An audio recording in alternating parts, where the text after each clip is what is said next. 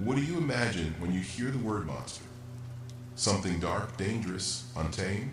Perhaps something to run from. But what if that very creature you feared was guarding the doorway to wisdom? In the temples of South and Southeast Asia, you'll often see a strange figure carved into the entryways. A crocodile snout, elephant tusk, serpentine-tailed creature leaping out of swirling waters. It's fierce, it's wild, it's the Makara, and it stands watch not to keep you out, but to prepare you for transformation. Makara is one of the most misunderstood figures in Buddhist art and symbolism, often mistaken for a demon or a destructive beast. This hyper creature is actually a powerful guardian of sacred space. It reminds us that the path to awakening isn't always serene. Sometimes it begins in fear. Sometimes it asks us to walk through the unknown. And here's the deeper secret. Makara isn't just a mythological being. It's a mirror.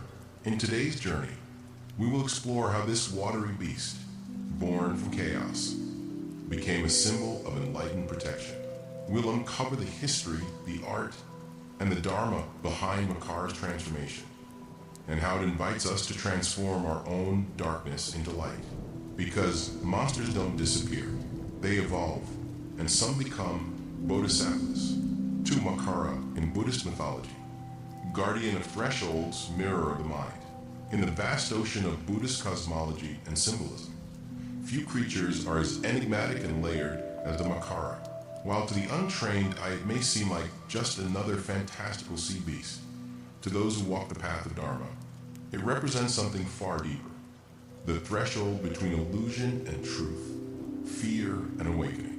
The Makara first appears in ancient Indian mythology, long before Buddhism, where it was associated with the river goddess Ganga and the god Varuna, lord of the oceans, often described as a composite of many animals: the jaws of a crocodile, the tusks of an elephant, the body of a fish or serpent. The Makara symbolized the chaotic, unpredictable, yet life-giving nature of water itself. It was a vehicle of deities and a guardian of sacred realms.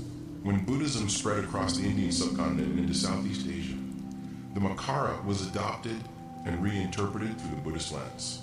It retained its primal aquatic power, but was now placed at the gateways of temples, monastery roofs, and the mouths of rain spouts. Why? Because Makara had become the guardian of thresholds, the spiritual sentry that tests whether a seeker is ready to enter the sacred. In many cultures, dragons, lions, or fierce deities guard holy places. In Buddhism, the Makara is often one of the Virapalas, gate guardians. But unlike others, its power lies in fluidity. Water does not resist, it flows. Water can be violent, but also nurturing. This is the paradox that Makara embodies. It challenges dualistic thinking. In iconography, you may see Makara emerging from swirling waves, often birthing or giving rise to other sacred beings such as Naga serpent deities, or even lotus flowers. This represents the ability of chaos to give rise to clarity, of samsara to contain the seeds of nirvana. In Tibetan and Nepalese art, Makara sometimes adorns the edge of ceremonial parasols or thrones, as if to say, before you sit in wisdom, confront the wildness within you. From a symbolic standpoint, Makara represents the base instincts that, when tamed, become sources of strength. The crocodile jaws signify survival and primal hunger. The elephant tusk symbolizes memory, power, and grounded wisdom. The fish body alludes to emotional depth and the currents of the subconscious. Together, these elements suggest that awakening does not require rejection of the primal self, but its integration. In certain Buddhist texts, Makara is also portrayed as a former demon subdued by the power of a Bodhisattva, later vowing to protect the Dharma. This mirrors the inner journey of many practitioners, confronting one's fears, impulses, and shadow, only to find that within the very chaos lies energy for liberation. The Makara story is not linear. It is cyclical, watery, mysterious. And this is why it appears in so many forms across cultures, because it speaks to something timeless. We fear what we do not understand, but when we lean in, when we stop running, we find that the monster is not there to devour us. It is there to wake us up. So when you see a Makara at the gate of a temple, do not just admire its artistry. See it as a question. Are you ready to meet the unknown parts of yourself? Because that is where the true journey begins. 3. Spiritual meaning and daily application. To understand Makara spiritually is to step into a dance with duality, between chaos and order, instinct and wisdom, darkness and light. In our daily lives, we are constantly navigating these same polarities, often unconsciously. Makara, as both myth and mirror, offers us a chance to pause, reflect, and intentionally engage with the forces that shape our inner world. The first and most profound spiritual meaning of Makara is transmutation. Makara symbolizes how what is wild within us, our impulses, our fear, our anger, can become a force for awakening if understood and not suppressed. In Buddhism, this is not an abstract idea, but a core practice. One does not eliminate defilements by pushing them away. One transforms them by seeing their nature. Makara teaches, don't fear your inner crocodile, train it. This mirrors the path of the Bodhisattva, who does not reject the world, but re-engages it from wisdom and compassion. To bring this into practice, when anger arises, can you pause, breathe, and examine it without judgment? Can you ride its wave, like Makara surging from the ocean, and channel it into action for good? Makara also represents emotional intelligence, the ability to swim through your own emotional depths without drowning. The fish body is symbolic of navigating murky waters with grace. In daily life, this might mean recognizing when your mood is affecting your behavior, or when fear is hiding beneath your busyness. Elephant tusks remind us to practice groundedness. Elephants are known for their memory and their connection to the earth. In meditation, we return to the breath, to the body, to the now. Makara's tusks teach us to carry strength and presence, especially when the waters get rough. In architecture, Makara is placed at rain spouts and thresholds. It channels what is overwhelming into a path. Spiritually, this speaks to how to process overwhelm. When anxiety surges or grief floods in, can you give it shape? Let it flow rather than blocking it. Makara reminds us, what you resist persists, but what you channel transforms. Another application, Makara guards temple gates. These gates are not just physical. They are symbolic of inner thresholds. The decision to sit in silence each morning, the moment before speaking an unkind word, the choice to forgive.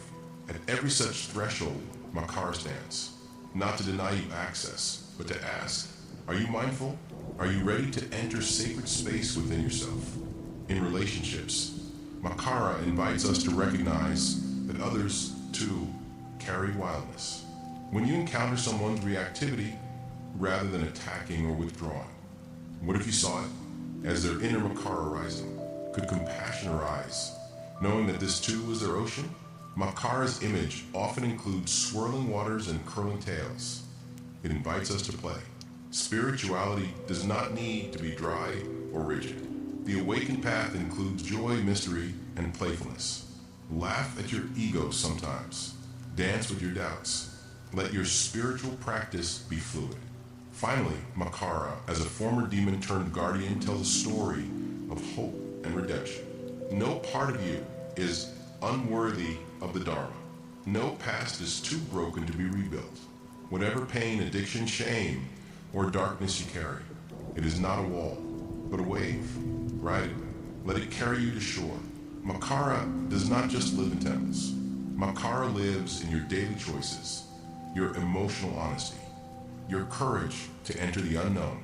To walk with Makara is to honor all parts of yourself, and in doing so, to walk the path of transformation. Point 4, final reflection and blessing of peace.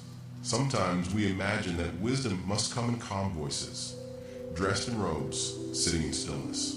But the Dharma wears many faces, and sometimes it comes to us with the roar of waves and the flash of tusks. The story of Makara is not a tale from long ago. It is a reminder, a map, a mirror, In each of us, there are waves we haven't yet surfed, monsters we haven't yet spoken to, thresholds we haven't dared to cross. Makara waits for us at these thresholds, not as an enemy, but as a gatekeeper of our own awakening. It asks, will you face the depths within you? Will you trust that what you fear may also protect you? When you next sit in silence or find yourself at the edge of something unknown, call to mind the image of Makara. See its wild form, its merging of many beings, its unapologetic strength, and let it remind you, you too are complex. You too are worthy. You too can transform. We are not meant to slay the dragons or banish the sea beasts. We are meant to bow to them, learn from them, and walk with them hand in fin toward awakening. May Makara inspire you to honor all parts of yourself, especially the ones that scare you. May you see that transformation is possible, no matter how stormy your sea. And may you find beneath the chaos the calm of compassion, the courage of wisdom, and the clarity of presence. If this story touched something inside you, share it. Let it ripple outward. Leave a comment. What does Makara mean to you? When your life is asking to be transformed? And if you wish to walk this journey with others who are awakening, subscribe to our channel. Together, we'll keep diving. Until next time, may peace be upon you in every wave and every breath.